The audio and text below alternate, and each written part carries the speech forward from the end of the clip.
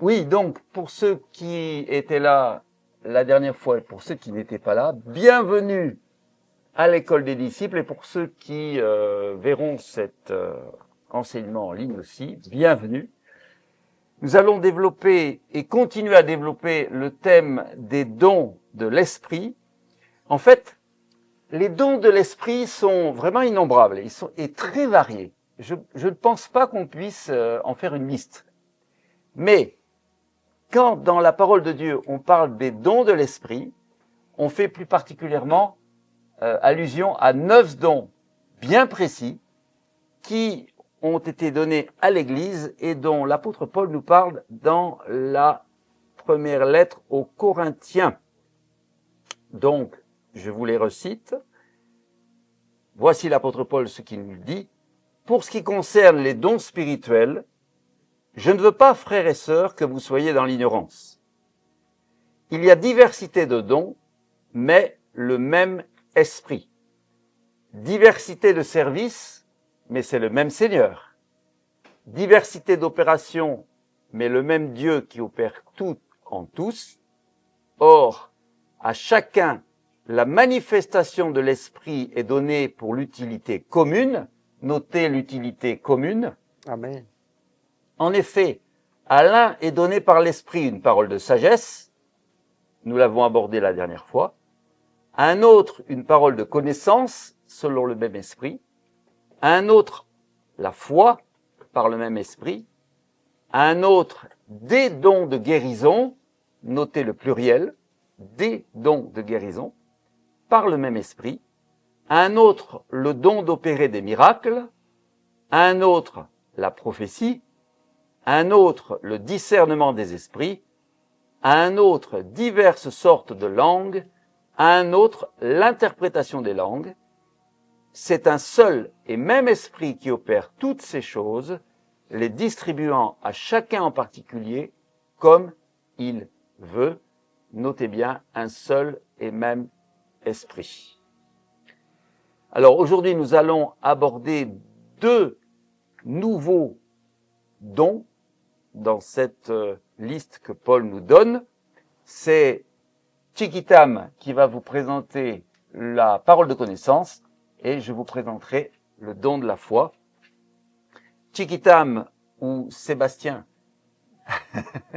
Comme vous voulez.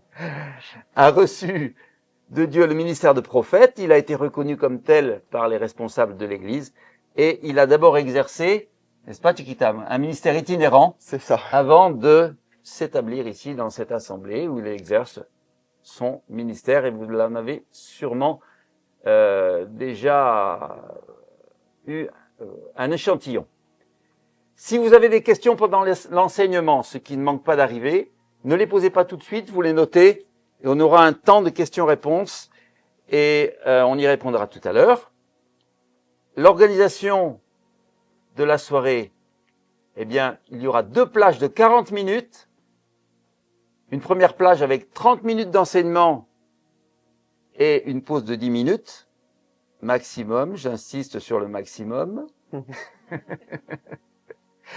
Et une deuxième plage où on fera 30 minutes d'enseignement et après 10 minutes de questions-réponses et 10 bonnes minutes d'activation parce que c'est bien la théorie mais il faut passer à la pratique. Vous êtes d'accord ? Amen. Et on a pris comme parti dans cette école du disciple de ne pas prier pour vous, mais avec vous. Amen. Le but, Amen. c'est que vous ne soyez plus des chrétiens assistés, mais que vous grandissiez et que nous grandissions tous ensemble en maturité pour devenir des canaux de bénédiction, non plus des aspirateurs de bénédiction, mais des canaux de bénédiction pour les autres. Et que vous puissiez ensuite prier pour les autres pour activer chez eux les dons spirituels et les utiliser aussi pour les autres. Alors, Chiquitam, je te passe la parole, à toi de nous expliquer la parole de connaissance. Parfait. Alors, qu'est-ce que la parole de connaissance? Voilà. La parole connaissance, en fait, c'est un projecteur spirituel pour montrer et dévoiler un problème, connaître la pensée du cœur, ou une action qui s'est passée, se passe ou se passera. Mais là, on touche aussi à la prophétie pour se passera. Quand on parle du futur, c'est la prophétie qui prend la place. Mais le passé et le présent, c'est la parole de connaissance. Voilà. Donc, c'est un discernement, si vous préférez, une révélation qui vient de Dieu. C'est un don de révélation. Et la parole de connaissance, elle va mettre le projecteur, mettre en lumière quelque chose de caché qu'il n'y a que Dieu qui sait. Ou alors que la personne ne connaît pas. Voilà. C'est une révélation qui vient de Dieu. Voilà. C'est pas quelque chose. C'est pour ça que Jésus va dire aussi, un prophète, n'est pas considéré dans sa famille. Pourquoi? Parce que dans une famille, on connaît le problème des uns et des autres. Donc c'est pour ça que quelqu'un d'étranger sera plus à même d'être considéré comme prophète que la personne. Vous voyez? Est-ce que tu pourrais nous citer des exemples bibliques de paroles de connaissance? Oui. Alors en fait, on a dans Acte 10, 19, Pierre a une vision et le Saint-Esprit lui dit, voici 3 hommes te demandent. Donc c'est pour la maison de Corneille. Donc il y a 3 personnes qui arrivent et puis il a la révélation. Ensuite on voit Jésus avec Nathanaël. Nathanaël, en fait, il y a une tradition juive, quand ils veulent être dans le secret, ils vont sous un figuier prier. C'est la culture juive, ils font comme ça. Et en fait, pourquoi? Parce que les feuilles du figuier vont cacher la personne. Et là, il est dans l'intimité avec Dieu. Et quand les gens voulaient s'adresser à Dieu, prier à Dieu, ils allaient souvent sous le figuier. C'est une tradition juive que faisaient les juifs pieux. Et là, quand il arrive, c'est la première fois qu'il le voit, Jésus va lui dire, Nathanaël. Déjà, il lui donne son prénom. Il dit ça. Jésus va dire ça. Jésus, le voyant venir à lui, Nathanaël, dit de lui, voici vraiment un Israélite dans lequel il n'y a point de fraude. Et là, Nathanaël va lui dire, d'où me connais-tu? Lui dit Nathanaël. Jésus va lui répondre, avant que Philippe t'appelle. Quand tu étais sous le figuier, je t'ai vu. Et là, il peut y avoir que l'œil de Dieu. Et à ce moment-là, imaginez, le premier à dire que Jésus est le Fils de Dieu, c'est Nathanaël, c'est pas Pierre. C'est Nathanaël. Parce qu'il va dire, à ce moment-là, il dit, Rabbi, ça veut dire maître, tu es le Fils de Dieu, tu es le roi d'Israël. Confession, directement. Lui, Nathanaël, il a une révélation inconsciente, il a une parole de connaissance inconsciente. C'est pour ça que Dieu, des fois, va vous révéler des choses inconsciemment, consciemment, et des fois, c'est quand tu vas aspirer, chercher, et Dieu va donner. Parce que qui cherche, trouve. Qui frappe, on ouvre. Vous êtes d'accord? Et qui demande, reçoit. Amen. On a un autre exemple, c'est la Samaritaine. Donc, je la fais un peu courte. Jésus, en fait, les Juifs se fréquentaient pas avec les Samaritains, et quand elle va puiser de l'eau, la Samaritaine, elle est là, elle dit, toi qui es Juif, pourquoi tu me demandes à boire? Donc, je lis pas, hein, je vous apprève un peu la... Tu paraphrases. Voilà, je paraphrase, c'est le mot que je cherchais. Et là, Jésus va lui dévoiler toute sa vie, il va lui dire, tu as eu 5 maris, mais celui avec qui tu es n'est pas ton mari. Donc, parole de connaissance. On est d'accord? Et la dernière fois, on avait parlé de la parole de sagesse, et il lui donne derrière la parole de sagesse. Celui qui boit de mon eau n'aura plus jamais soif. Donc en fait, si vous préférez, pour la faire courte, la parole de connaissance montre le problème, et la parole de sagesse montre la solution. Voilà. C'est pour ça qu'ils vont ensemble à chaque fois. Ensuite, Jésus, on va voir qu'il, connaissant la pensée de leur cœur, donc ça sera aux scribes, quand ils veulent le piéger. Ensuite, qu'est-ce qu'on a? On a, quand il parle avec les disciples, un moment, ils vont dire, dans Matthieu 16, ils vont dire, c'est parce qu'on n'a pas pris de pain. Et Jésus, l'ayant connu, dit, pourquoi raisonnez-vous en vous-même, gens de peu de foi, sur ceux que vous n'avez pas pris de pain? Voilà. Donc, il y a beaucoup de choses que Jésus sait, et c'est une révélation qui est donnée, et tu connais. En fait, la parole de connaissance, c'est un peu comme l'omniscience de Dieu. C'est un échantillon d'omniscience. Dieu sait tout. Il connaît tout. Et en fait, on a un échantillon de son omniscience, et c'est comme ça qu'on a la révélation. Parce que Dieu vit en nous, est avec nous. Et après, Dieu est sur nous. L'onction du Saint-Esprit. Amen. Tu viens de dire tout à l'heure, la parole de connaissance révèle un problème. Est-ce que c'est toujours un problème? pas forcément un problème. Ça, c'est une bonne question. C'est pas forcément un problème. Dans la parole de connaissance, je t'ai vu sous le figuier, par exemple. C'est pour ça que j'ai commencé par ça. Je t'ai vu sous le figuier, c'était une bonne action, c'était pas un problème. Je t'ai vu quand tu me recherchais. Vous voyez? Donc, une parole de connaissance va aussi encourager. Elle va mettre en lumière quelque chose, ça peut être un encouragement, ça peut être un problème, mais ça peut être aussi un encouragement. C'est-à-dire quelque chose que Dieu connaît et sait. Moi, quand j'ai eu mon appel au ministère, ça vient, donc je le dis, j'étais dans ma voiture, c'était en 2012, je crois. 2012, 2013. Enfin, j'ai un appel depuis l'âge de 6 ans, mais pour vous dire, là, c'était spécial. J'étais allé dans une église, c'était sous un chapiteau. Et donc, l'après-midi, j'ai dit, Seigneur, c'est pas normal, tu me donnes des révélations, des paroles de connaissance, des paroles de sagesse, des discernements d'esprit. Je savais quand des personnes tombaient dans l'adultère, des pasteurs. Et là, le Seigneur me révélait. Et le problème, c'est que moi, j'étais un jeune chrétien. J'allais pas dire, ce pasteur, depuis 15 ans qu'il est dans le ministère, il est tombé dans l'adultère. Sauf qu'après, 2-3 mois après, ça s'est su. Mais le Seigneur m'avait déjà révélé. Mais je pouvais pas dire, parce que je voulais pas faire de la calomnie, vous comprenez? Et le Seigneur me montrait beaucoup de choses, beaucoup de choses. Je voyais dans l'esprit, puis après, disons qu'on était dans la dénomination où j'étais, on n'était pas aussi ouvert dans l'esprit. On appelait ça dérèglement. Donc, il renferme beaucoup le Saint-Esprit, et en fait, il y a que les pasteurs qui ont des révélations, quoi. Vous voyez? 6 ans, non. Et du coup, c'était un petit frein pour moi, là-dessus. Mais j'ai fait des expériences incroyables. Voilà. Donc, et là, le Seigneur m'appelle au ministère. Le pasteur est en haut de l'estrade, et puis il dit, voilà. Et puis moi, dans l'après-midi, j'avais posé cette question. Je vais pas m'éloigner, c'est juste pour vous montrer ça. Seigneur, si tu m'appelles réellement au ministère, dis-moi, parce que service, c'est tout. Mais je veux ministère don, c'est-à-dire soit apôtre, prophète, évangéliste, pasteur et enseignant. Et là, je dis, c'est ça, parce que service, je peux tout faire, quoi. Mais là, si les choses que je vois, les choses que j'entends, les choses que je ressens, si c'est vraiment parce qu'il y a une édification pour l'Église, que je vais être un don ministère, alors j'ai dit, Seigneur, il faut que tu me le dises aujourd'hui. Et je suis dans ma voiture, c'est dans l'après-midi, puis le soir, je vais à la réunion, sous ce chapiteau, et le frère ne me connaît pas, le pasteur ne me connaît pas, c'est la première fois de sa vie qu'il me voit. Je m'en vais avec les frères chanter un cantique à l'estrade, voilà.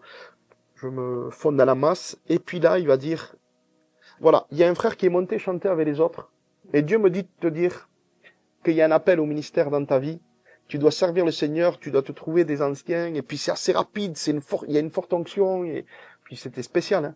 Et là, il me dit, tu as honte de venir, mais laisse-moi te dire que tes pères t'ont déjà présenté, ton père, mais mon grand-père est pasteur. Donc lui m'avait déjà présenté. Je préfère, il avait demandé qu'il la relève. Mais quand Dieu te dit ton père, ça peut être ton grand-père aussi. Vous voyez ce que je veux dire? Dans le domaine prophétique. Parce que le Dieu de tes pères, tu verras dans la Bible, c'est marqué. Et là, il dit ça. Et quand il dit ça, je suis quand même surpris, j'ai le cœur qui bat. Vous savez ce que c'est quand la prophétie s'adresse, j'ai le cœur qui bat.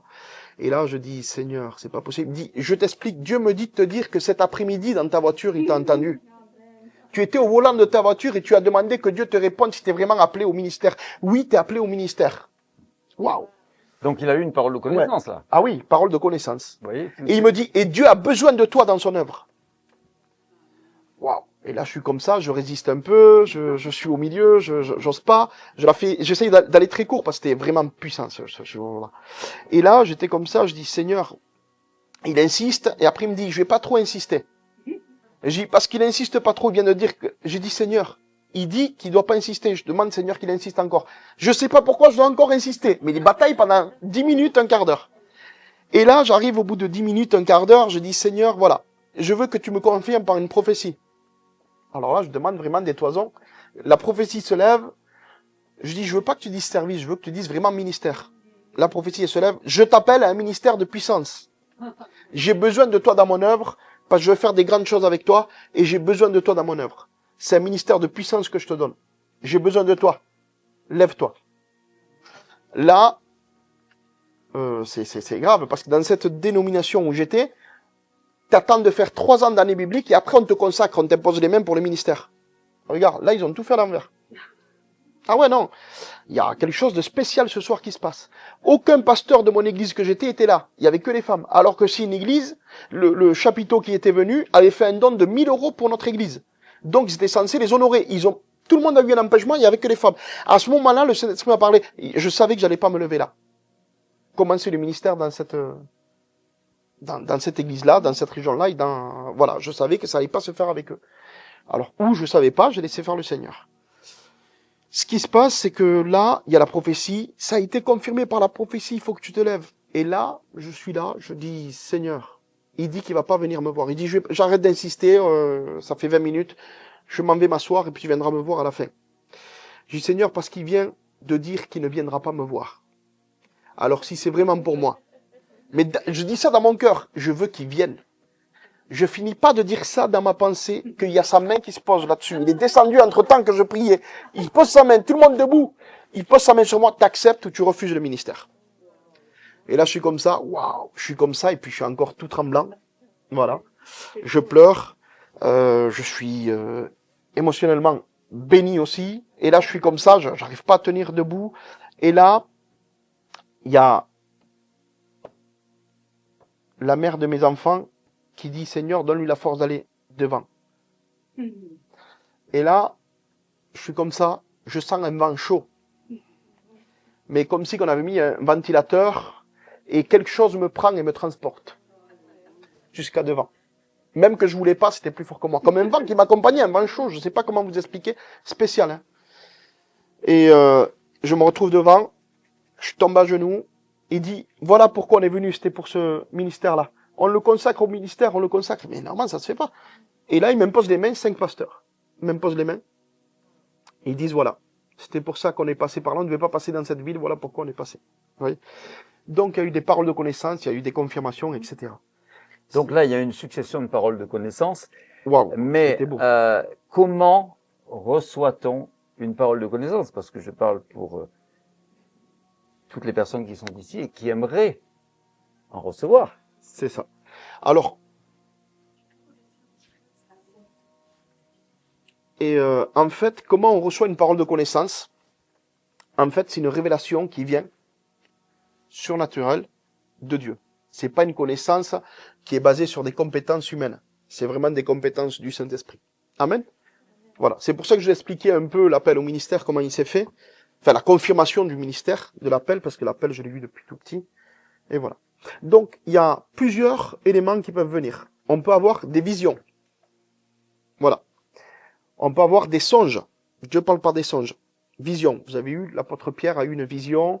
Les songes, Joseph a eu une parole de connaissance que Marie, par un ange, donc dans un rêve.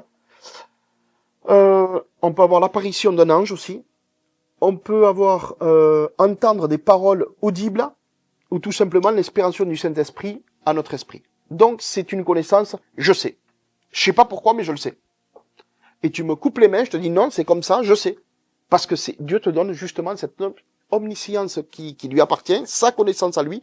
Et là, c'est implanté, insufflé par le Saint-Esprit, par Dieu lui-même. Donc du coup, tu sais.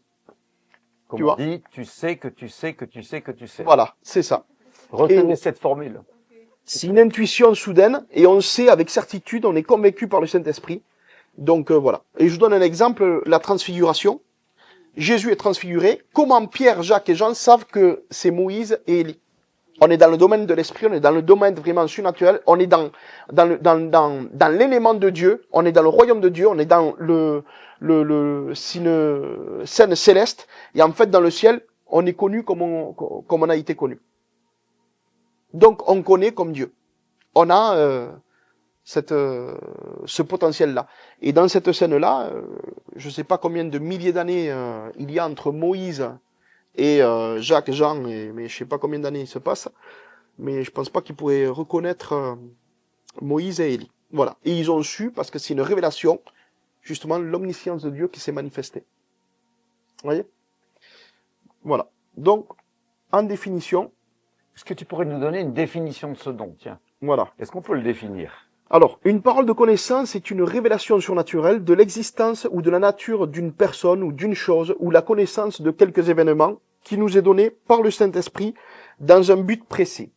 Une parole de connaissance est une participation à un degré infime à l'omniscience de Dieu, je me répète. Attends, tu peux répéter ça? Parce que c'est fort, ça. Une parole de connaissance est une participation à un degré infime, à un échantillon, si vous préférez, à l'omniscience de Dieu. C'est un échantillon de l'omniscience de Dieu. Ça, j'aime bien le répéter parce que Ben, répète-le. c'est là où on comprend en fait que il est le cep et nous sommes les serments et le Saint-Esprit est la sève qui nous communique justement la vie du cep, la vie de Jésus-Christ, la vie de l'Esprit. Amen. Amen. Donc quand le Seigneur, qui connaît toutes choses, se plaît à révéler par son esprit un fragment de sa connaissance illimitée, alors nous pouvons dire qu'il y a eu la manifestation du Saint-Esprit désignée sous le terme d'une parole de connaissance. Une parole de connaissance est une révélation surnaturelle, donnée par Dieu de faits qu'il aurait été impossible de connaître d'une autre manière. Voilà. Donc c'est pas une connaissance humaine, c'est vraiment une révélation divine en nous. Amen. Amen. Et comme nous avons prévu de nous, Renvoyer la balle. renvoyer la balle de temps en temps, je vais apporter un petit complément sur quelque chose que tu as déjà abordé, qui est le respect des personnes. Parce qu'avec une parole de connaissance, sans sagesse, c'est une vraie Kalachnikov. Hein, on peut faire beaucoup de mal. Et malheureusement, ça s'est déjà vu, des paroles de connaissances libres et sans sagesse et qui ont fait beaucoup de mal à des personnes. Dieu ne nous révèle pas des portions de la vie des personnes pour les accuser, ni les humilier en annonçant les choses de manière indélicate. S'il nous les révèle, c'est qu'il a un but, mais en tout cas, c'est pas le but d'accuser les personnes, mais plutôt les aider à sortir de leurs problèmes et deuxièmement, à réaliser que Dieu les connaît et que Dieu est vivant et qu'il les aime. Hein, le but de la parole de connaissance, c'est ces deux choses-là. Un, aider les personnes à sortir de leurs problèmes. Deuxièmement, que les personnes réalisent que Dieu les aime, qu'il est vivant et qu'il les connaît. Souvenons-nous que l'accusateur, c'est le diable. Le diable, tout à fait. Le diable accuse pour nous enfoncer, mais Dieu nous relève et nous encourage à la repentance. Le diable nous culpabilise, donc si vous avez des pensées où vous vous sentez accusé et culpabilisé, ce n'est jamais Dieu. Et ça, il faut se le dire, parce que des fois, on se prend les pieds dans le tapis de nos pensées.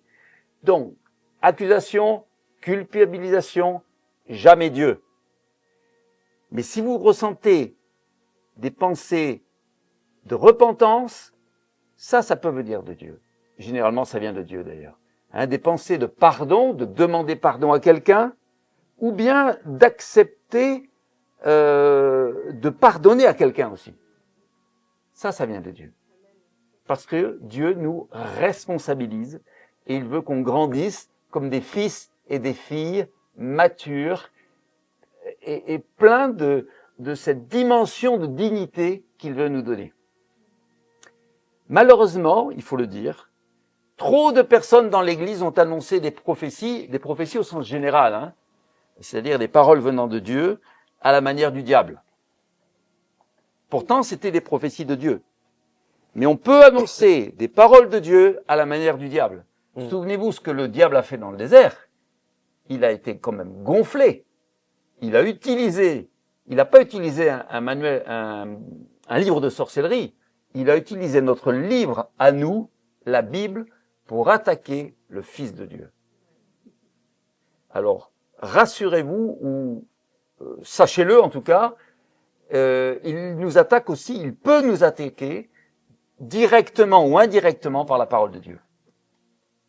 Donc, sachons le reconnaître, même si ça a l'apparence d'une prophétie. Si ça accuse, ça vient pas de Dieu. Par contre, n'importe qui, et j'insiste sur le n'importe qui dans l'Église, peut recevoir une parole venant de Dieu pour quelqu'un d'autre. Il y a le cas du ministère de prophète, vous en avez un exemple là devant vous, mais les paroles venant de Dieu sont réservées à tout le monde. Je veux rebondir là-dessus. La prédication de vendredi, on était sur l'équilibre entre le fruit et les dons. Donc, parole de connaissance sans le fruit de la sagesse, qui a rien à voir avec la parole de sagesse. Donc, manifester le fruit de l'esprit, la sagesse, l'amour, la bienveillance. C'est-à-dire, je vous donne un exemple. Il y a un adultère. Tu crées un divorce en le disant devant tout le monde. Par contre, tu vas voir la personne, tu lui dis dans le secret. Tu la prends à part, tu dis voilà, Dieu te voit. Dieu te voit. Tu commets l'adultère, tu trompes ton mari, tu trompes ta femme avec telle personne. J'ai la révélation, mais là, tu vois, le Seigneur, quand il te révèle la parole de connaissance, il peut donner même des prénoms, des âges. Tu vois, tu le dis devant tout le monde, la personne est divorce. J'ai vu des gens avoir une parole de connaissance, le dire devant tout le monde, les gens, à cause que tous les gens l'ont su, ils ont divorcé. L'homme, il n'aurait pas voulu divorcer de sa femme. Si on aurait été les voir à part, enfin, si la personne, parce que moi je n'étais pas là, mais si la personne aurait été les voir, le pasteur aurait été voir ces personnes à part, peut-être que le foyer serait resté. Donc tu peux créer un divorce avec une vérité. Et je rebondis là-dessus sur ce que tu as dit, l'exemple avec Satan et Jésus, c'était juste incroyable. Jésus venu pleinement homme, malgré qu'il était pleinement divin, il s'est dépouillé. Et quand il est venu dans le désert, il est venu le tenter avec la parole. Il est venu le tenter sur son identité, si tu es vraiment le Fils de Dieu. Il vient toujours avec ça. En fait, il voulait le pousser à l'interdit. Parce que si Jésus ordonnait que ce pain, que ces pierres deviennent du pain, il aurait activé sa divinité. Mais lui, pour accomplir ce plan rédempteur, il devait agir pleinement homme, rempli du Saint-Esprit, aller chercher la consécration, aller chercher Dieu, aller chercher les dons spirituels, ce que vous devez aspirer. Donc, ce qu'il a fait, nous pouvons le faire. Je vais rebondir sur ce que tu viens de dire. Parce que... on aime bien, on joue basket. Oui, c'est ça. Parce que, regardez bien, qu'est-ce qui s'est passé juste avant que le diable attaque Jésus sur son identité, en disant, si tu es le Fils de Dieu. Vous vous souvenez de ce qui s'est passé? Le baptême. Et au moment où il a reçu le Saint-Esprit, une voix s'est fait entendre pour dire, tu es mon Fils bien-aimé, en toi j'ai mis tout mon amour. Dieu parle, et Satan remet en question. Et souvent, dans nos vies, notez bien cela, il agit de la même manière. C'est sa technique. Il prend une vérité, il la met en doute. Première technique. Deuxième ça marche technique. Au jardin d'Éden, quoi. Il la tord. Il la tord. Mais il part toujours d'une vérité. Parce que sinon, une erreur, c'est un petit peu trop gros pour nous. Parce qu'on connaît la vérité. Donc il part d'une vérité pour nous mettre en confiance. Et après, soit il la met en doute, soit il la tord pour nous faire dévier. Ou pour nous déstabiliser. Donc, en résumé de ce que je voulais dire, mon ordinateur, réveille-toi. Voilà. Tac. Attends, ça va arriver. Donc, comme je disais tout à l'heure, tout le monde peut recevoir et annoncer une parole de connaissance avec sagesse, mais nous devons l'annoncer à la manière de Dieu, avec amour, respect et j'ajouterai humilité. Amen. Tu es d'accord, cher ami? Oui. Parfait. Le fruit de l'esprit. Et sagesse aussi. Sagesse. C'est très important. C'est très important. Voilà. En général, quand on a de l'amour, on a la sagesse. Hein. Ça découle. Donc, l'origine de la sagesse, c'est l'amour avant tout. Voilà. L'origine des dons de la puissance, c'est l'amour. L'origine du fruit de l'esprit, c'est l'amour. Donc, sans amour, on n'est rien. Voilà. Donc, on fait du bruit. Donc, parole de connaissance, c'est bien, ça vient de Dieu. Mais une parole de connaissance, il faut qu'elle soit inspirée d'abord par l'amour. Et l'amour, on le reçoit par l'intimité, la relation avec Dieu. Enfin, tu peux pas avoir une parole de connaissance si tu... Enfin, pour être honnête, hein, une parole de connaissance si tu vis selon la chair. Faut marcher selon l'esprit. Donc, si tu es en boîte de nuit, que tu fais ci, que après tu joues à la console et que tu lis jamais ta Bible et que tu pries jamais, Dieu te révélera pas. Tu comprends? Il faut vraiment être dans une intimité avec Dieu, aimer le Seigneur, se laisser aimer par le Seigneur, prendre quand même ton identité en Christ, se rappeler de ça, et à partir de ton identité en Christ, de l'amour qui est en Christ, tu peux agir selon Christ. Mais il faut que tu aies déjà, comment te dire, tu peux pas porter 100 kilos d'un coup. Tu as commencé pour muscler l'esprit, pour muscler justement ce corps spirituel, tu commences avec des petits poids, tu vois, et après de plus en plus. Et Jésus va donner l'exemple de la foi avec comme une semence. Vous voyez ce que je veux dire? Donc, il y a un temps. Ça s'appelle la loi de la semence et de la récolte. Donc, la moisson. Donc, la moisson, c'est la récolte. Et il y a la semence. Il y a un temps pour ça. Donc, il y a un temps à mourir à nous-mêmes et à vivre pour lui et en lui. Amen. Est-ce que je peux apporter un témoignage? Amen. Alors, c'est pas un témoignage qui vient de moi, mais c'est un témoignage qui est très éloquent, vous allez voir. Ça concerne un pasteur qui a un ministère puissant. Il s'agit de Ben Fitzgerald. J'ai cru que tu allais dire Benjamin. Non. Mais vraiment très puissant. J'ai vu des séances de délivrance avec lui. C'est toute une salle qui se met à comment vous dire, à manifester, et ceux qui manifestent sont délivrés. Donc il fait des délivrances collectives, il le fait dans le respect des personnes, comme il faut, tout va bien. Un jour, c'était plutôt dans sa jeunesse, même s'il n'est pas très vieux, au début de son ministère, on va dire, c'était aux Philippines, il venait de faire une délivrance collective, plusieurs personnes, et puis il y a une petite fille qui s'approche de lui, et c'est pour illustrer aussi la parole de connaissance.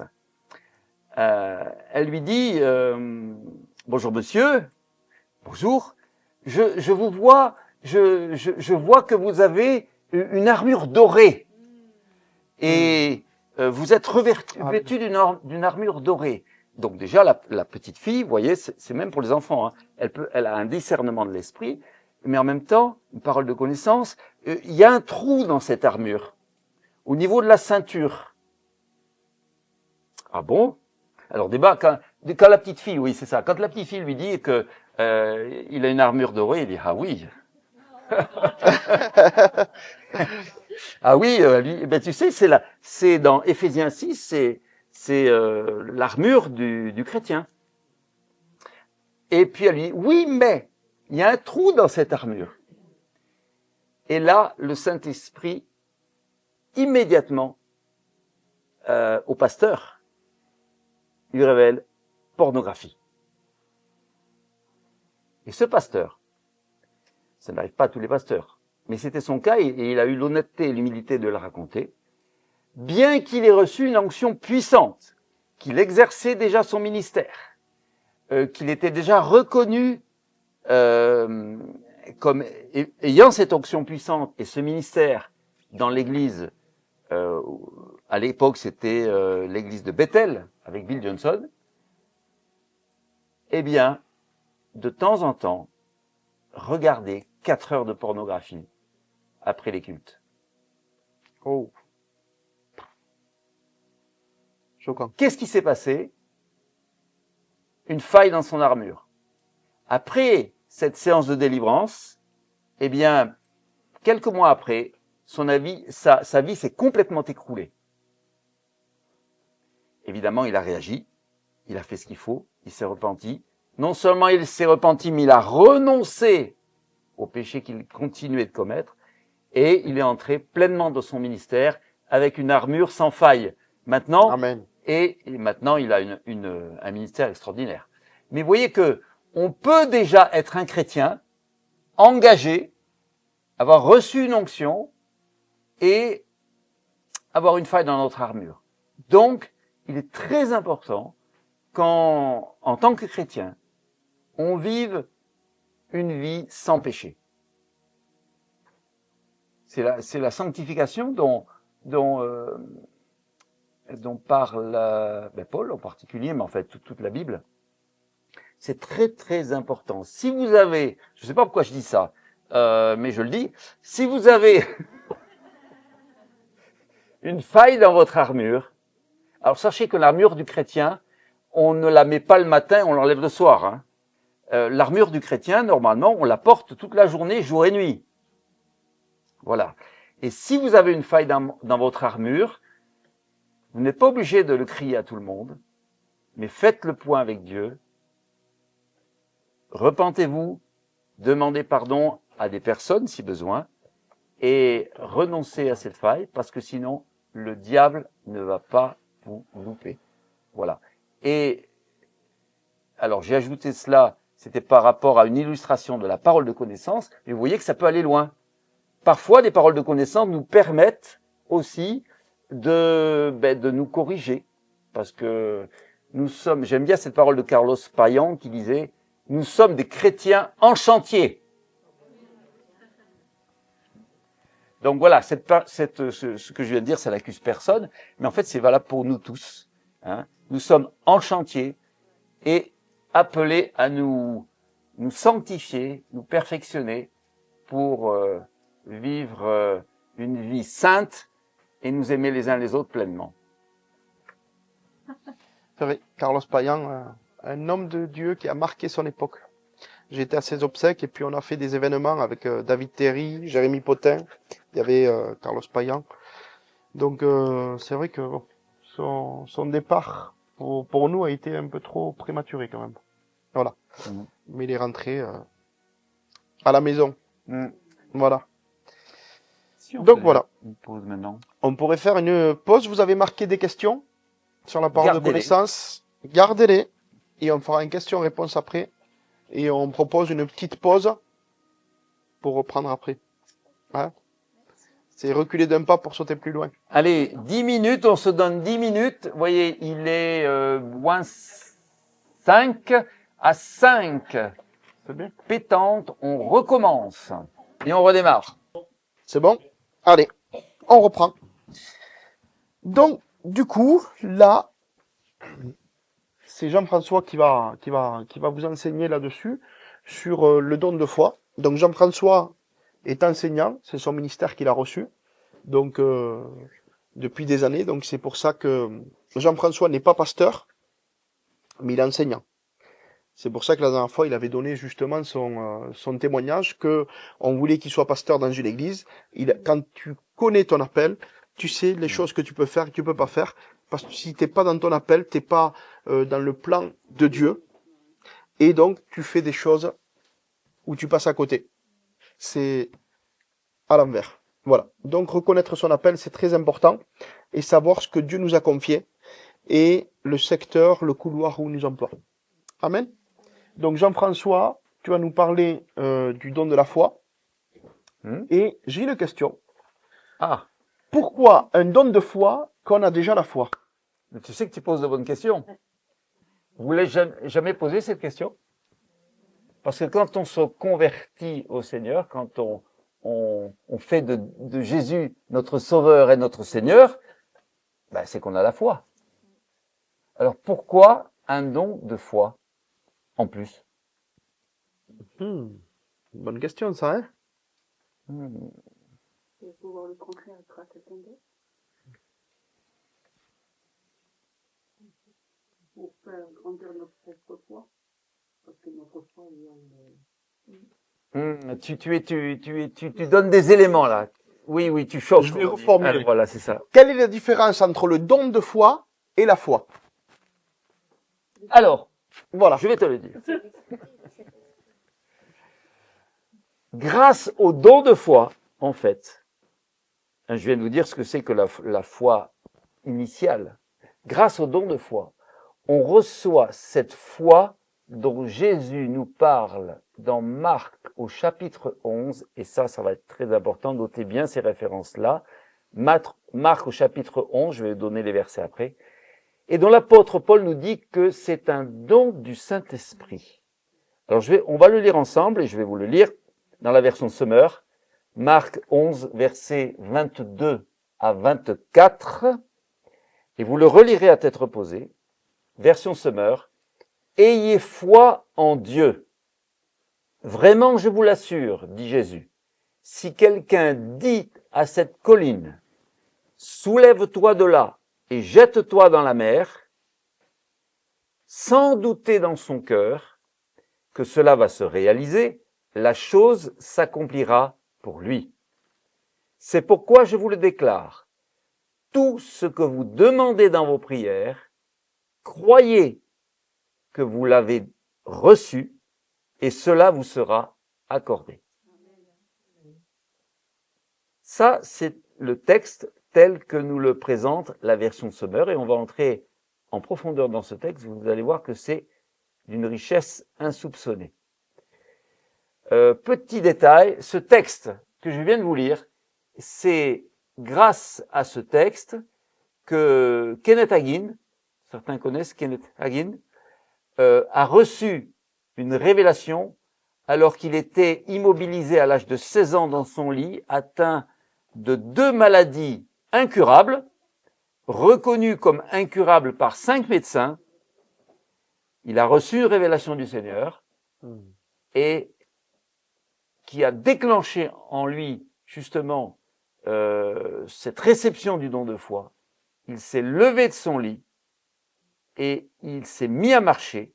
Il est sorti sur la place de son village et il a proclamé qu'il était guéri et il a vécu jusqu'à plus de 80 ans. Je ne connais pas son âge exact, mais il a vécu jusqu'à plus de 80 ans quand même. Alors qu'il était condamné, reconnu comme il lui restait quelques mois à vivre, quoi.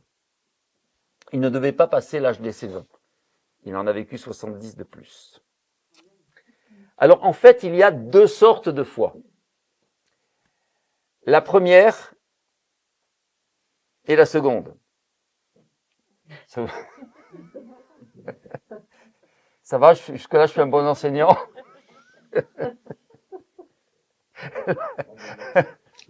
La première foi et la deuxième foi. Alors, la première foi, c'est la foi en Dieu. Retenez bien ça, la foi en Dieu. La foi en Dieu, c'est en fait la foi confiance que l'on a au départ. On bénéficie.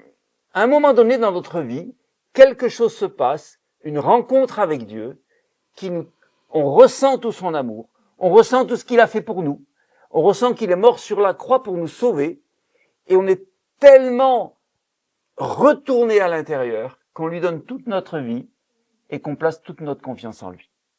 Ça, c'est la foi confiance. Et cette foi confiance nous pousse à la fidélité.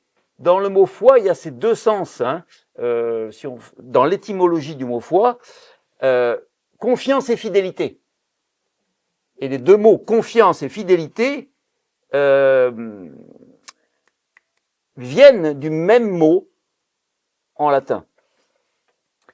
Voilà, ça c'est la première foi. Mais il y a aussi la seconde foi. C'est la foi de Dieu. Et ça, c'est quelque chose de beaucoup plus surprenant parce qu'on n'en parle pas souvent. C'est la foi qui vient de Dieu, la foi de Jésus lui-même, que Dieu télécharge en vous à un moment donné précis. C'est la foi de l'impossible, la foi opérante qui réalise ce qu'elle croit et qui accomplit des miracles. On va relire ensemble ce passage de Marc 11, 22, 24, et vous allez comprendre pourquoi je vous dis ça. Le verset 22, dans la version Summer, nous dit « Ayez foi en Dieu ». Mais en fait, c'est pas ce que nous dit l'original, le texte original grec. Le texte original, c'est littéralement « Ayez la foi de Dieu ». Ayez la foi de Dieu. Et il y a 3 versions, j'ai regardé toutes les versions françaises qui traduisent comme ça. une version qu'on appelle le Nouveau Testament interlinéaire, c'est-à-dire grec-français, et la traduction littérale de Alain Dumont, et puis aussi la Nouvelle Bible seconde. 3 versions quand même qui ont osé traduire « Ayez la foi de Dieu ». On va continuer à parcourir, c'est Marc 11, les versets suivants. Et vous allez voir, c'est très intéressant. En quoi ça consiste la foi de Dieu? D'abord, c'est une foi qui se reçoit de Dieu, que Dieu télécharge en nous. Je continue. Vraiment, je vous l'assure, dit Jésus, si quelqu'un dit à cette colline, vous avez remarqué que Jésus ne dit pas de parler à Dieu de la colline. Ô Seigneur, enlève cette colline qui est en face de moi, déplace-la pour que je puisse passer. Non. Et combien de fois dans nos vies est-ce qu'on fait cela? Combien de fois on demande à Dieu de faire ce que Dieu lui-même nous a donné la capacité de faire? Je n'accuse personne, hein, ça m'arrive aussi. Et quand je me prends en flagrant délit de prier à l'envers, parce que j'appelle ça prier à l'envers, c'est-à-dire quand on demande au patron de faire ce qu'il nous demande de faire, imaginez, là tout de suite je rectifie. Merci Saint-Esprit, c'est lui qui nous fait prendre conscience de nos erreurs, et ça m'arrive parfois. Mais imaginez que vous veniez voir votre patron et qui vous a demandé de faire une tâche bien précise, et puis que vous venez le supplier, non, excusez-moi patron, vous pourriez pas le faire à ma place parce que ça serait tellement plus efficace. Et puis ça serait, bon, franchement là, je suis un peu fatigué aujourd'hui. Vous pouvez le faire, s'il vous plaît? Ben c'est parfois ce qu'on fait avec Dieu. Non, Dieu nous donne la capacité de parler à la montagne. Non pas de parler de Dieu, ne parler à Dieu de la montagne, mais de parler de la montagne, de parler de Dieu à la montagne. Amen. Je l'aurais fait, parce que là, je me suis emmêlé les crayons. On ne parle pas à Dieu de la montagne, on parle à la montagne de Dieu. Et on lui dit, au nom de Jésus, soulève-toi de là et jette-toi dans la mer, sans douter dans son cœur. Le doute et l'incrédulité, ce sont 2 forces qui sont en nous. Hein? On va dire, pour schématiser, que le doute et la foi, pardon, parce que le doute c'est comme l'incrédulité, le doute et la foi, ce sont 2 forces qui sont en nous. La foi est téléchargée dans notre esprit par Dieu, mais dans notre chair, il y a des restes d'incrédulité qui ont tendance à ressurgir. Et ça fait comme ça 2 forces en nous. Si on laisse l'incrédulité grandir, elle étouffe la foi. Par contre, si on nourrit notre foi, elle étouffe l'incrédulité. Et la force qui va grandir en nous, c'est celle qu'on nourrit le plus. C'est comme, on peut dire, vous avez 2 chiens, 2 jeunes chiens. Quel est celui qui va grandir le mieux? C'est celui que vous nourrirez le plus et le mieux. Donc, avec quoi est-ce qu'on nourrit la foi? Avec la parole de Dieu. Mais là, il s'agit d'une dimension supérieure de foi. C'est la foi que Dieu télécharge en nous et qui fonctionne de la manière suivante, verset 24. Tout ce que vous demandez dans vos prières, écoutez bien, croyez. C'est quel temps croyez? C'est au présent.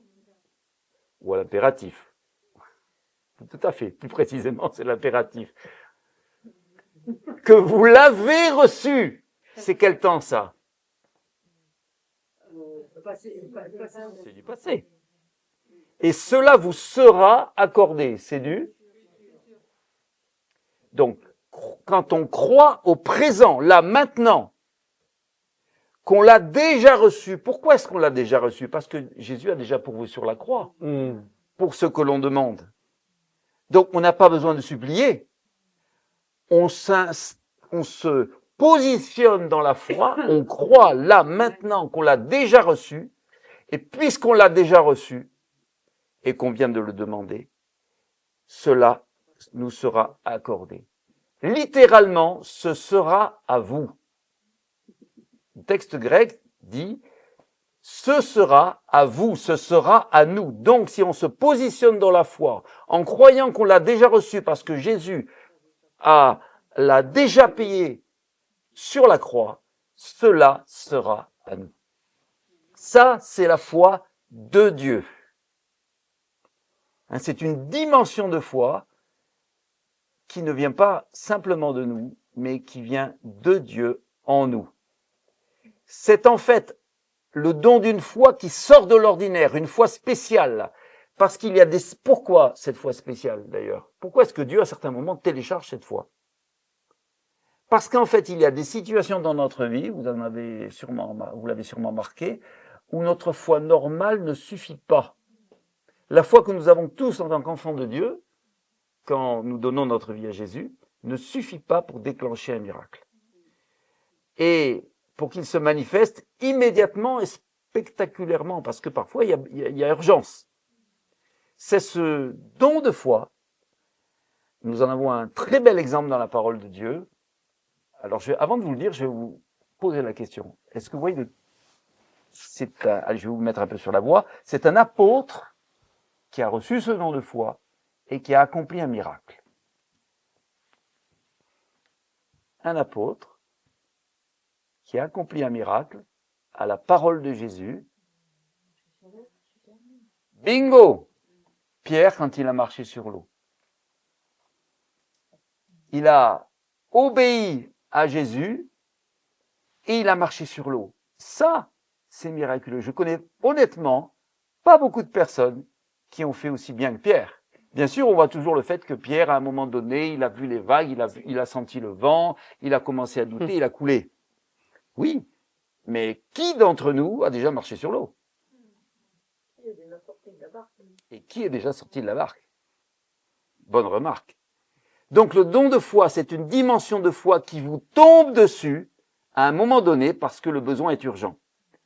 Et nous avons un témoignage d'un Américain qui s'appelle, j'espère vous le prononcer correctement, Smith Wigglesworth. Smith Wigglesworth. Qui a ressuscité 23 personnes. Waouh. Ont été, en tout cas, 23 personnes ont été référencées. Il en a peut-être fait d'autres, mais 23 personnes en tout, au cours des années de son ministère, et qui, dans un de ses livres, témoigne de la résurrection de son voisin. Regardez, écoutez comment ça s'est passé. C'est Smith qui parle. J'ai fait tout ce que je pouvais par ma propre foi.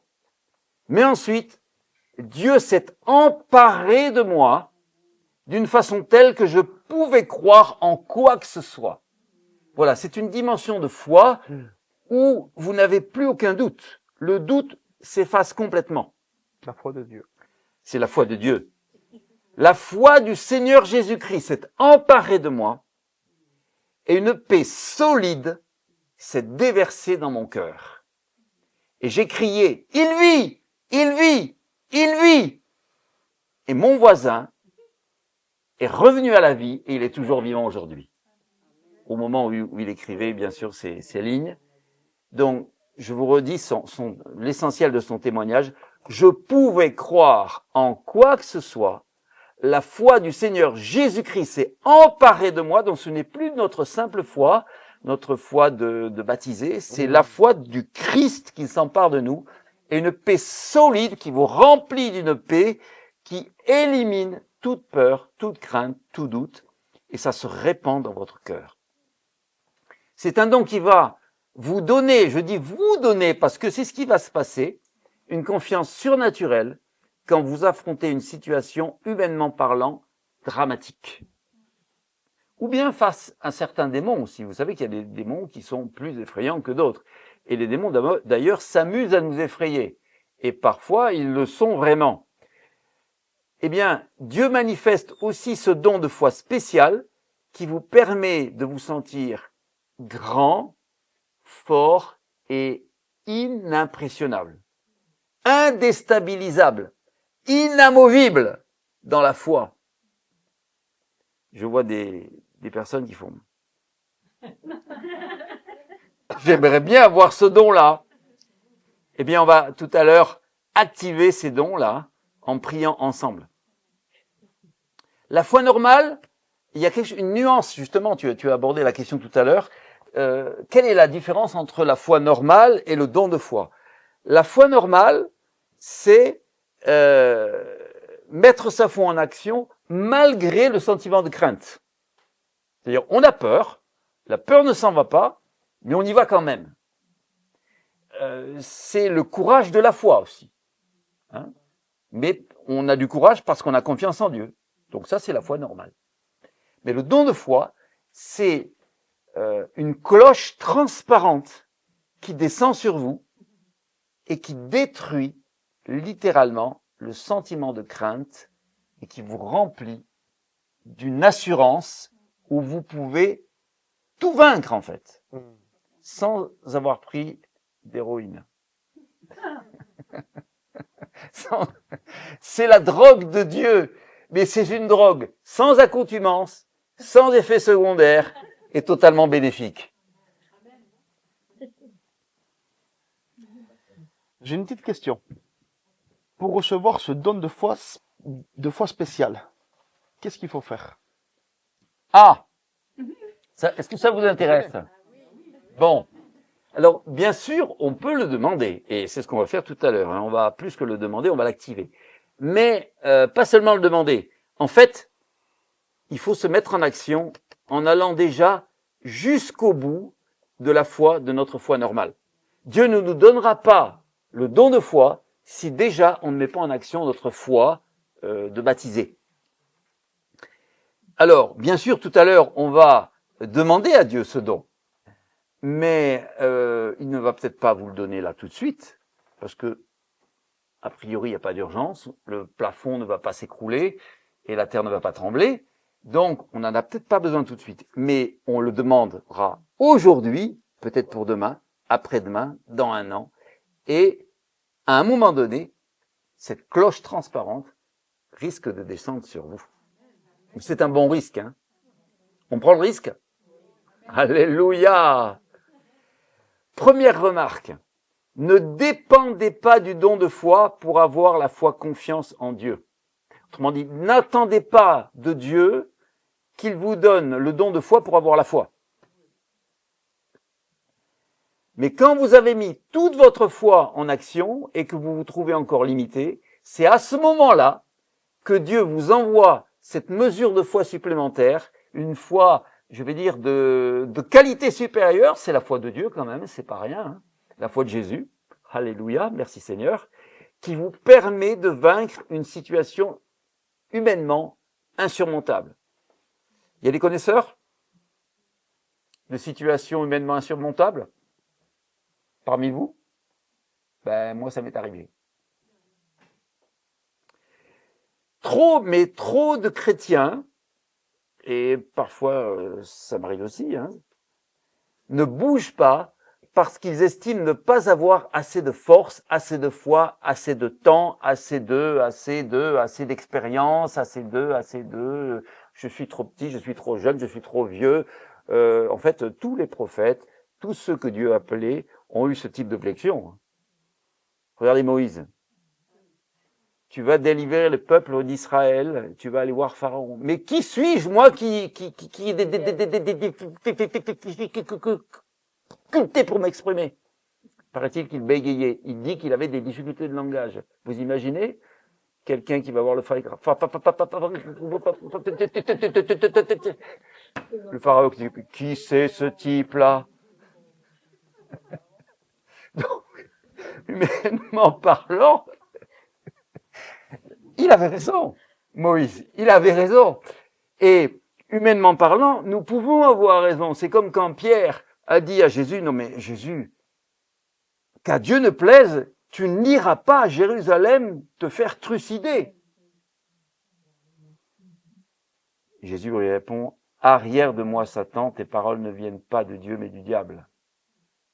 Donc parfois, nous faisons des prières de bonnes intentions, nous demandons à Dieu des choses humainement parlant qui sont bonnes. Mais Dieu qui voit plus loin, plus grand, plus haut, sait qu'en fait, s'il nous demande quelque chose, c'est que nous avons en fait la capacité de le faire, parce que c'est lui qui va nous donner la capacité, alors qu'au départ, nous n'avons pas la capacité. Quelqu'un tout à l'heure m'a dit, vous êtes le pasteur parce que vous parlez bien. Alors je lui dis non, je ne suis pas le pasteur. D'ailleurs, il y a 2 pasteurs dans cette église et je ne suis pas le pasteur. Ni Chiquitam ni moi ne sommes les pasteurs de cette assemblée. Mais sachez qu'avant, j'étais timide.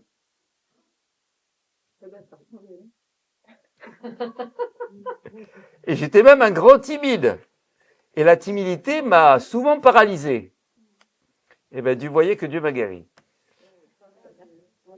Alors, où est-ce que je voulais en venir? C'était pas pour parler de moi, c'était juste pour vous donner un exemple. Voilà, parce que des fois, on estime ne pas être digne ou ne pas être capable.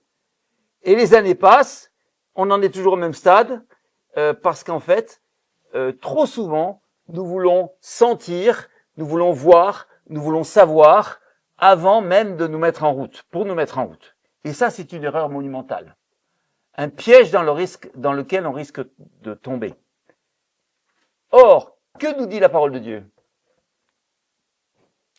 Je dis nous, parce que c'est pas que vous, c'est nous aussi.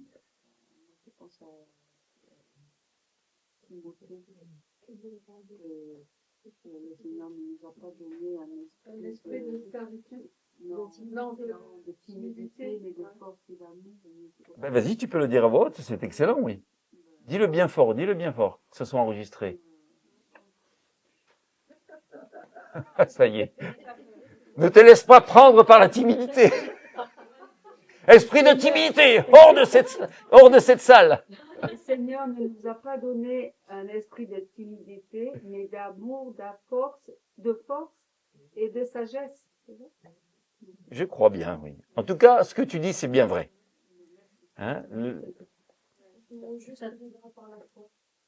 Mon juste vivra par la foi. Mais il y a une autre parole de Paul, effectivement, qu'on trouve dans les lettres de Paul. Allez, je vous donne encore 3 secondes, après je donne la réponse. Eh bien, on parle de marcher. Merci Joël. C'est ça, c'est ton prénom? Merci Joël. Voilà, nous ne marchons pas par la foi, mais par la vue. Non. C'était pour vous réveiller. Nous ne marchons pas par la vue, mais par la foi. Amen. Et autrement dit, le Seigneur nous demande de marcher par notre propre foi dans un premier temps. Et quand notre propre foi, notre foi de baptisé ne suffit plus, c'est là qu'il télécharge en nous cette foi spéciale, cette cloche transparente qui nous donne la foi de Jésus. Et c'est ce que nous allons activer tout à l'heure. Donc,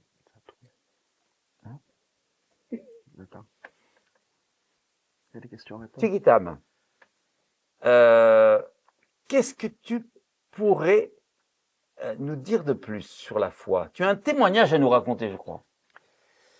C'est ça. Donc moi déjà, comme il a expliqué, c'est la foi de Dieu. Donc c'est la foi de Dieu, c'est une foi surnaturelle, soudaine, qui vient d'un coup, pour un moment précis, pour une situation précise, spéciale. C'est plus la foi d'un chrétien normal, on va dire, mais c'est la foi de Dieu qui descend sur nous. C'est quelque chose qui descend. Donc c'est le Saint-Esprit qui donne à qui il veut, comme il veut, qui les distribue à chacun. Voilà. Et c'est lui qui décide, c'est-à-dire tout le monde ne peut pas guérir, l'apôtre Paul va dire, tout le monde ne peut pas avoir tel don. C'est le Saint-Esprit, c'est-à-dire lui qui est divin, qui opère et qui choisit à qui il les donne. Voilà. Donc il faut y aspirer, faut les demander, mais tout le monde n'aura pas peut-être le don de foi. De suite. Mais à un moment précis, le Seigneur pourra utiliser. Ok ? Donc en fait, moi j'ai des expériences sur le don de foi Tu et peux nous les raconter? voilà. Alors j'en ai pas mal. J'en ai pas mal, mais je vais vous donner une expérience. Un jour, je rentre chez mes parents, et puis mes parents, ils étaient ce qu'on appelle rétrogrades, donc c'était parti loin du Seigneur, et puis moi, à chaque fois que je rentrais de la réunion, j'allais les voir. Et je lui disais à mon père, il faut que tu arrêtes la cigarette, il faut que tu arrêtes les cachets, etc. Donc moi, je balance une phrase comme ça, et puis c'était un peu mon rituel, à chaque fois, j'allais pour lui rappeler un petit mot du Seigneur. Et puis là, waouh, c'est c'est puissant. Je le fais vraiment court, mais c'était ce soir-là que j'ai été baptisé du Saint-Esprit, où j'ai parlé la diversité des langues. Ça s'est manifesté, donc ça a été, j'ai vraiment tout reçu ce jour-là, la prophétie, tout. Donc c'est assez spécial. Et là, je vois mon père, et là le Saint-Esprit me révèle. Parole de connaissance. Mon père doit mourir. Waouh. Il dit voilà, c'est son soir. Alors c'est une expérience qui est spéciale.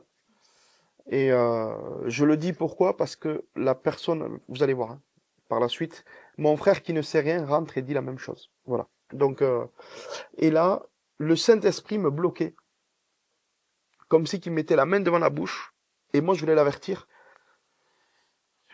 J'avais le droit de lui dire, le lendemain ne t'appartient pas, mets ta vie en règle avec Dieu. Et je ne pouvais pas l'avertir, c'est ce soir. En fait, même que j'avais envie de l'avertir, ma voix ne pouvait pas sortir, le Saint-Esprit me bloquait par son autorité. Et là, au bout d'un moment, je vois dans l'esprit, je vois un démon à côté de lui, une forme, comme une ombre un peu pointue comme ça, qui lui dit tout le contraire, se sert de la vérité que je suis en train de dire pour la déformer. Alors il y a plusieurs dons qui se manifestent, mais je suis obligé de dire ça parce que c'est vraiment une expérience incroyable. Et moi je jeûnais beaucoup à cette époque-là, je jeûnais peut-être 6 jours sur 7. Donc je venais de rencontrer Jésus, donc j'avais vraiment une vie où le Seigneur, la multiplication, il y a beaucoup de choses que je vivais, hein, vraiment que le Seigneur me donnait. Et là, je vois dans l'esprit, mais le monde de l'esprit et le monde humain, en fait, se sont assimilés. Ils se sont interposés. Donc je vois dans le naturel et je vois aussi dans l'esprit en même temps. Tu vois? Là, c'est spécial. Et là, je prends autorité, mais c'est quelque chose de spécial. Le Seigneur m'a dit, ce que tu vis là, ce qui va se passer après, tu le vivras plus. Donc voilà ce que le Seigneur me dit. Et là, je dis, quand je vois, ma mère, elle a le temps de dire, c'est plus ton fils qui te regarde, c'est Dieu. Donc je sais pas le visage que j'avais. Elle a eu le temps de dire ça, et elle aussi, elle a été propulsée en arrière, et elle pouvait plus parler. Donc c'est spécial. Waouh! Et là, je dis, je te chasse, mais c'était plus ma voix. C'est une voix qui a résonné dans toute la maison, mais une voix grave.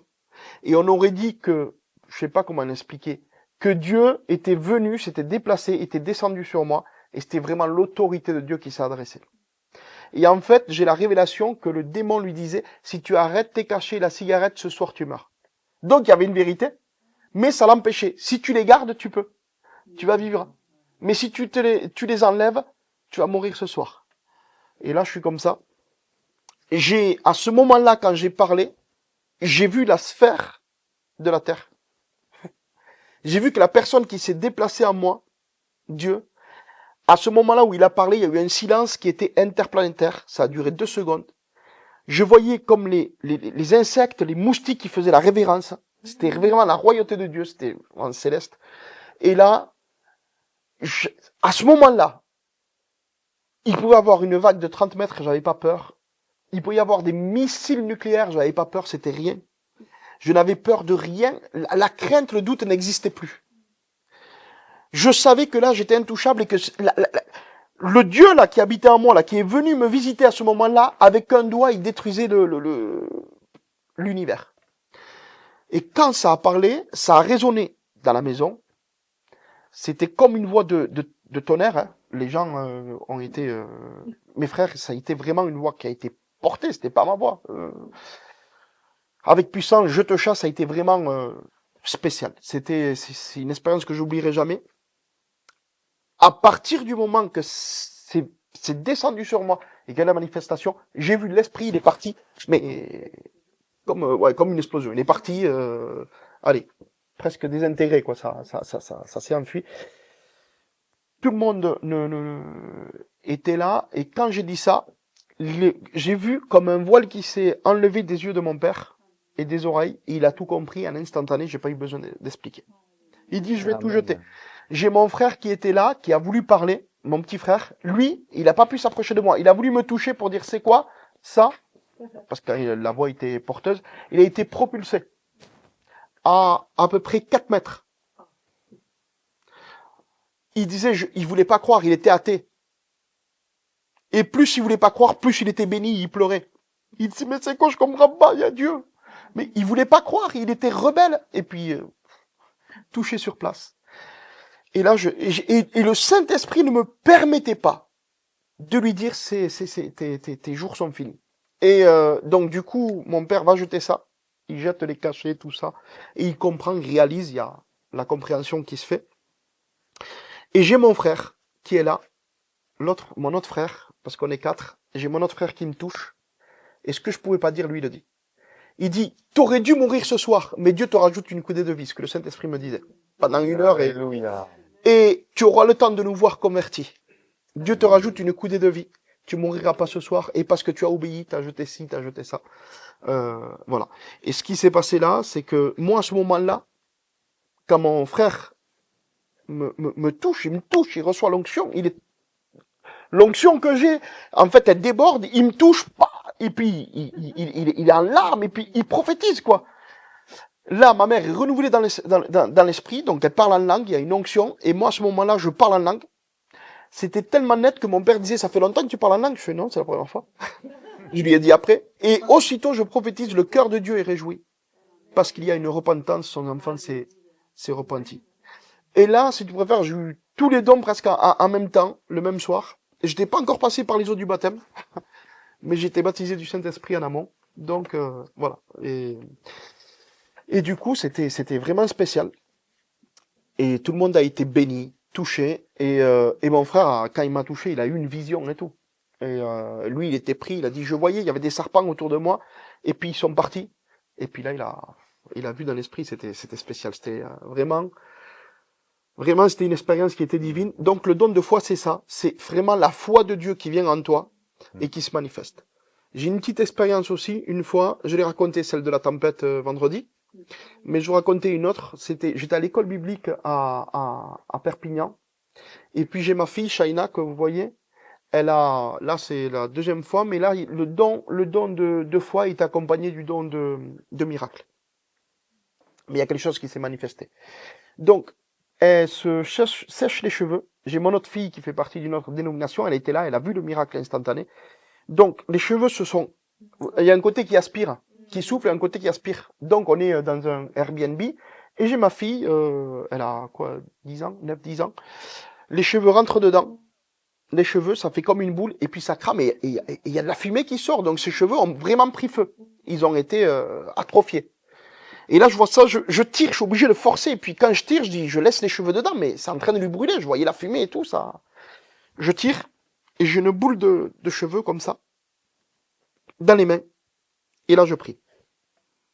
Et quand je prie, j'ai une foi qui vient sur moi. Alors, pas aussi puissant que le premier témoignage que je vous ai donné, tu vois.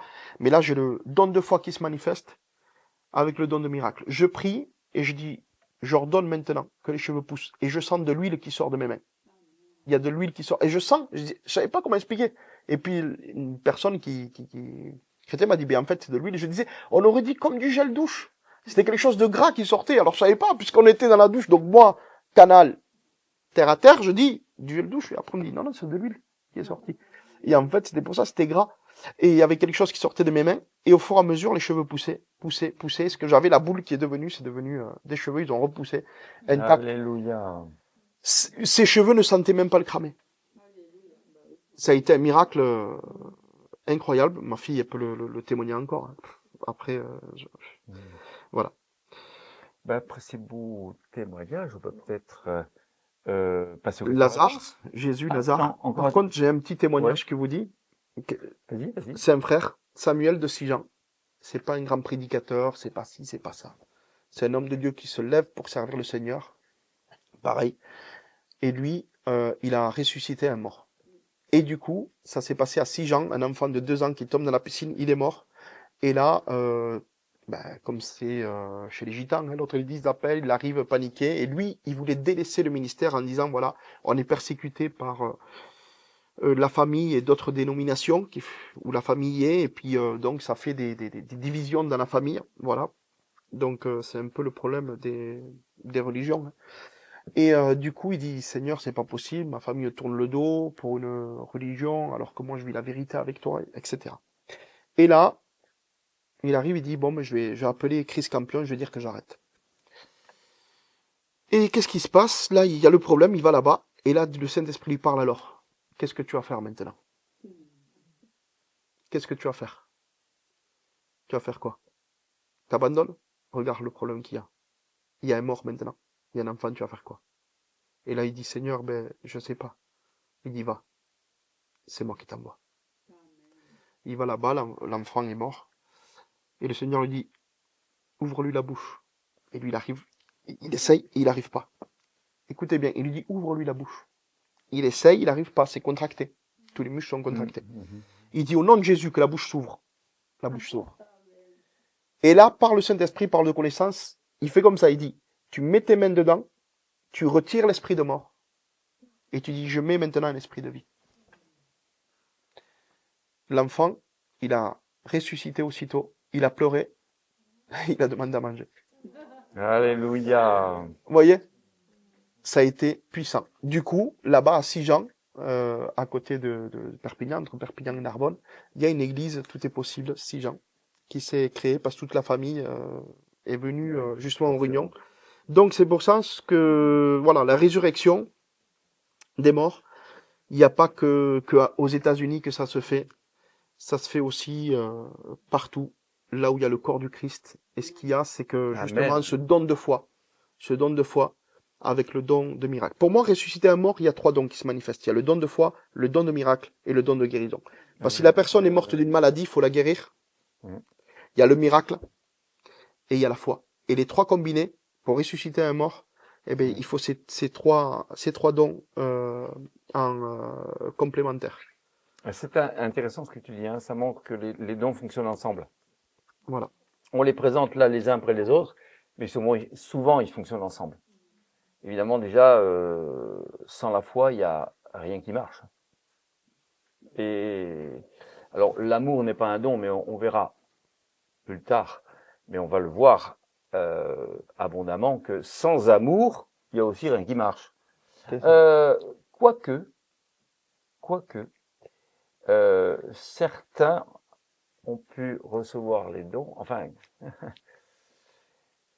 certains ont pu dévier, au départ recevoir les dons, et puis après se servir des dons et non pas servir Dieu, se servir des dons pour leur propre gloire. Et là, il faut faire très attention aussi, de ne pas se laisser piéger là-dedans, parce que c'est à cela que Jésus dira je ne vous connais pas. Je ne vous ai jamais connu, même. Je ne vous ai jamais connu. Ouais, c'est là où tu cherches la puissance, mais Donc, pas le fruit. Avant de connaître les dons, d'expérimenter les dons, il faut connaître le Caractère, les fruits, le donateur. le donateur. Le donateur. Celui Celui qui qui donne. le droit. C'est pour ça que tout à l'heure, Le donateur, ouais. Tikita nous a invités à adorer le Seigneur parce que c'est quand même le plus important et c'est de lui que tout vient. Ah, j'ai juste un petit truc à dire. Tout à l'heure, on a vu l'omniscience de Dieu, un échantillon pour la parole de connaissance et la parole de sagesse. Et dans le don de la foi, c'est un échantillon de l'omnipotence de Dieu. Amen. Voilà. Vous voyez? Dans les dons, c'est comme ça. Voilà, c'est juste ça. J'ai juste ça à dire. Moi, j'ajouterais simplement que Dieu avait sérieusement foi pour faire de nous de nouvelles créatures. Parce que pour beaucoup d'entre nous, moi y compris, nous étions loin d'être parfaits et nous avions pris un mauvais chemin. Il fallait vraiment que Dieu ait la foi et il l'a fait Amen. et ça a marché. Bon, on passe aux Alors, questions-réponses. question-réponse. Allez, qui a des questions sur la parole de connaissance? Allez, on commence par ça. Bah, ça peut être un petit peu dans... Ou la parole de connaissance. Oui, Oula. Jack. Le mauvais élève là-bas, toujours au fond de la classe. Le cancre. Oui. Alors, parle fort pour pouvoir... Une question intéressante qui va avec la praticité tout à l'heure. J'aimerais que vous développiez justement comment discerner que c'est une parole de connaissance et non pas une pensée, et non pas une intuition. Alors, comment vraiment discerner ça? Alors, moi, je Alors. réponse, mais si tu veux répondre... Vas-y. Bon, Réponds. ok. Vous pouvez reprendre la question pour la vidéo, ça vous dérange pas? Voilà. D'accord, ok. Oui, alors... Donc, la question, comment discerner une parole de connaissance si elle vient de Dieu ou si elle ne vient pas de Dieu? C'est ça? Si elle est charnelle. Que c'est nous-mêmes ou, voilà. D'accord. Ou démoniaque. Pour démoniaque, oui. Donc, c'est pour ça qu'il faut quant à la parole de connaissance, il faut aussi demander le discernement des esprits aussi. Voilà. Donc, c'est une question que tu me poses, n'est-ce pas? C'est une question que je te pose aussi. Alors, en fait, Oh là là. quand ça vient de Dieu, ça arrive comme une bulle qui a l'impression, vous avez l'impression que ça vient de nulle part, soit sous forme d'une vision, mais là il s'agit d'une parole. Donc, c'est quelque chose qui arrive dans votre pensée comme ça, plouf.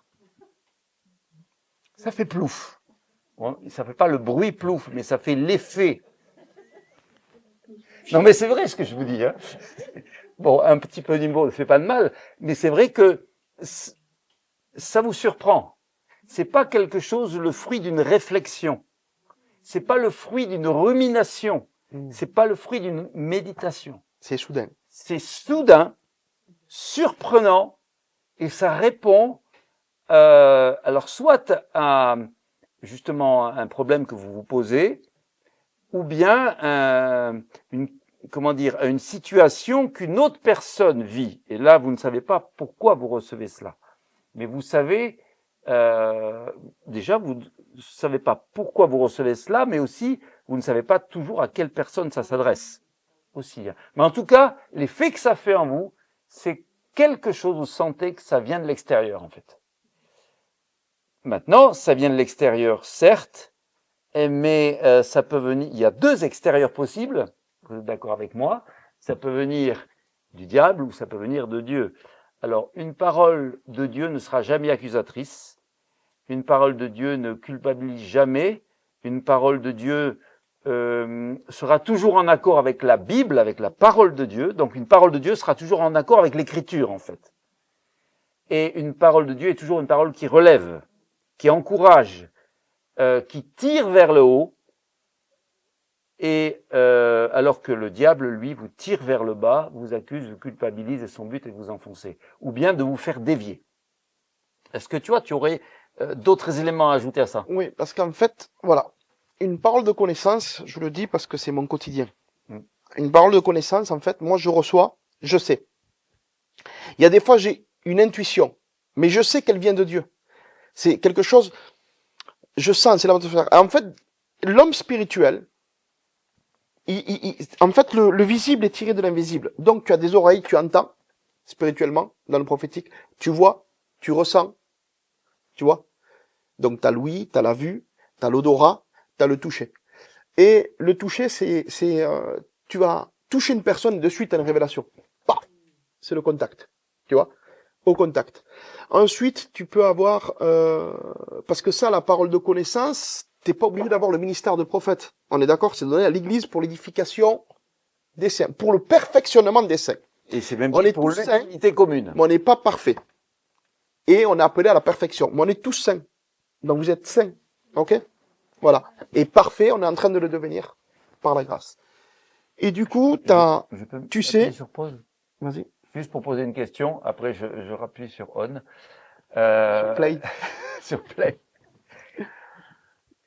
parce que ce que tu dis, c'est hyper important là.